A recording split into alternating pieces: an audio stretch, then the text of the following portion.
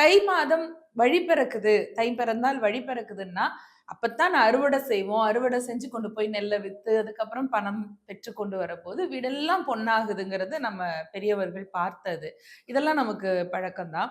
ஆனால் என்ன பொறுத்தவரைக்கும் தை மாதத்தினுடைய அந்த ஆரம்பம்ங்கிறது வந்து மனதுக்கு ஒரு புத்துணர்ச்சி.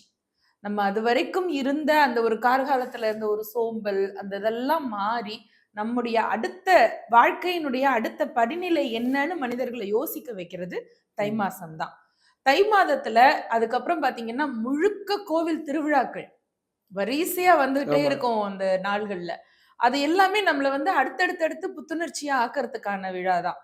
நீங்க இப்போ இளைஞர்கள் நெறைய பேர் வந்து ஒரு ட்ரிப் போறோம். ஒரு கெட் டுகெதர், ஒரு ஃபங்ஷன், அ வந்து அலுமினி மீட் அப்படிலாம் சொல்றாங்கல்ல. ஆமா. ஒரு கெட் டுகெதர். கேட்டா என்னன்னா, அப்படியே ஒரு மாரி சோர்வா போயிட்டுருக்கு. எனக்கு வந்து ஒரு ரிலாக்சேஷன் வேணும். ரெஜுமினேட் பண்ணிக்கணுங்களா, இப்படியெல்லாம் ஆங்கில வார்த்தை நெறையா பயன்படுத்துறோம். நீங்க நம்ம ஆன்மீக மார்க்கத்துல பார்த்தீங்கன்னா, எவ்ரி மந்த் ரெஜுவனேஷன் தான். எவ்ரி மந்த் வந்து நமக்கு ரிலாக்சேஷன் தான். அது ரிலாக்சேஷன்னா என்ன? அத இன்னும் கொஞ்சம் எனர்ஜிய அதிகப்படுத்திக்கிறது.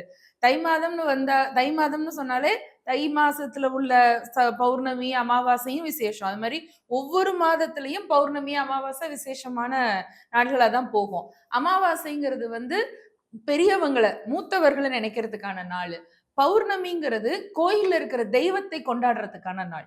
இந்த வித்தியாசம் புரிஞ்சுக்கணும். தை அமாவாசையோ அல்லது மற்ற ஆடி அமாவாசையோ, எந்த அமாவாசையா இருந்தாலும், வீட்டுக்குள்ள மூதாதையர்கள நம்ம வழிபடுவோம். அப்ப நம்ம குடும்பத்த சார்ந்தவங்க மட்டும் அதுக்கு வந்து இந்த படையல் செஞ்சு, அத அவங்க மட்டும் தான் சாப்பிடுவாங்க.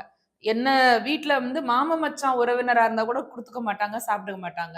அவங்க வீட்ல பிறந்த பிள்ளைங்க மட்டும் தான் சாப்பிடுவாங்க.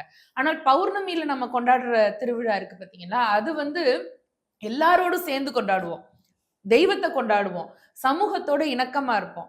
ஆனா நீங்க யோசிச்சு பாருங்களேன், மாத பிறப்பு ஒண்ணொண்ணும் நமக்கு வந்து விசேஷம் தான்னாலுமே, இந்த தை மாத பிறப்பு அப்படிங்கிறது ரொம்ப விசேஷமான ஒண்ணு. ஏன்னா, இந்த அயனம் சூரியனுடைய அயனம் மாறுறதுனால எல்லாரும் ஒண்ணா சேர்ந்து கொண்டாடுறது.